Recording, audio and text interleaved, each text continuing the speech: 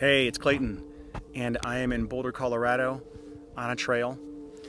And I thought I'd stop and make this video because I've been thinking about a few of my clients, and a handful of the folks that I work with have an anxious attachment style.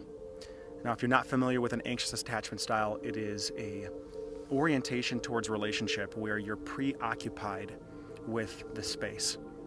And you're looking for ways to avoid the relationship ending. You're looking for ways to avoid being possibly abandoned or left. That's typically the kind of signature of being anxiously attached. Now, if you can relate to that, know that you're not alone. I think about a quarter of the population has this specific attachment style. And if it is not something that you are aware of, if it's not something that you're communicating or that you're working through, it can wreak havoc on your relationships. Now, the point of this video is to actually open up what could be a possible antidote to the ways that I see people that are anxiously attached protect themselves, and also the way that people who have been maybe in abusive relationships with, say, a narcissist in the past are trying to protect themselves. Sometimes on my YouTube channel I see these sentiments about never trust a man and don't let down your guard, or the minute I let down my guard I get taken advantage of by whoever it is in front of me. And I really feel for that, because what it's illustrating is that there's a certain, number one, it illustrates that there's obviously some type of really bad situation that you were in the past, and that warrants a certain level of protection now. Absolutely, I totally get that. The problem is the way that folks typically protect themselves when they are facing an uncertain situation, an uncertain person, is actually counterproductive to the creation of a relationship. So here's the mechanism, here's how it works. If I've been hurt in the past, I might feel wounded by what happened and have this decision that I'll never let that happen again. And so I look backwards in the past at all the red signs, all the red flags, and there is kind of a contraction then that I bring with me in the present moment, and then I project those outwards into the world. And I'm looking now for ways in which men are dangerous, women are dangerous, relationships are dangerous, ways in which I'm going to be left, ways in which I'm not valuable. And although that might very well stop you from getting into a deep relationship where you can truly get hurt again at a deep level, it's not what you truly want. People typically are dating because they're wanting to create a long-lasting, healthy partnership with somebody. And here's the paradox, or not necessarily the paradox, but here's the rub. It requires a tremendous amount of risk to love.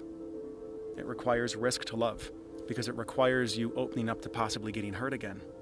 So if you are too preoccupied with trying to protect yourself from the wrong guys, the wrong women, from the wrong situations, from happening again, you end up actually finding evidence, and you end up actually attracting those situations. One way that this happens, how we end up attracting it, or sometimes one way that we might end up creating it, is let's look at, for instance, how if we walk into a room with a dog, maybe it's a German Shepherd. If I walk in and I'm holding a certain level of fear around that dog because I've been bit in the past, there's a certain way that I'm going to hold my body language. There's a certain way that influences my movements. And chances are I'm actually going to get bit again by that animal because of the way that I am creating that animal and the way I'm creating myself with that fear. So that's a very kind of simplified version of how we might bring past trauma into and create it again in the present moment, but it can happen in a more complicated fashion with the people that we date, with the situations that we get in with friends, with the situations that we get in terms of business as well. So the predicament is that maybe we've been hurt in the past, maybe we've been abandoned, abused, and we don't want that to happen again in the present moment. But how do we avoid stifling our growth altogether? How do we actually step into that and create a different possibility for a relationship and minimize the chances of ourselves getting hurt again? Well, I think there's an idea here that is worth chewing on. I believe presence is the ultimate protection. presence is the ultimate protection. Your presence in a situation is the ultimate protection. And when I say presence, I don't mean that your body's in the room, that kind of presence. I mean your full, unadulterated awareness, watching and witnessing what's in front of you. Now, I think that's powerful because what it does is it actually stops us from creating a distortion when we're protecting ourselves in the old way. Because when we're protecting ourselves in the old way, I'm bringing past trauma, past hurt, and I'm looking through the lens of that at whatever's in front of me, which actually creates a distortion, and it stops me from seeing things clearly. It stops me from seeing what is actually in the present, whether it really is dangerous or whether it's an opportunity to go deeper. So when I can bring presence to a situation, I'm removing the wall, I'm removing the guard, which feels, by the way, incredibly vulnerable. It takes a lot of courage because it requires you to surrender control. Not to that person, but it requires you to surrender control of you trying to not get hurt again so that you can actually witness what's in front of you. Now, when you do this, you're no longer blocked by this wall of protection, but rather you're fully witnessing what's happening in front of you. And when you come into the present moment, you also come into your body because your body's in the present moment. And within your body is where your intuition is. Your body will speak to you. Your body will actually give you messages about whether what's in front of you is actually something to worry about or not.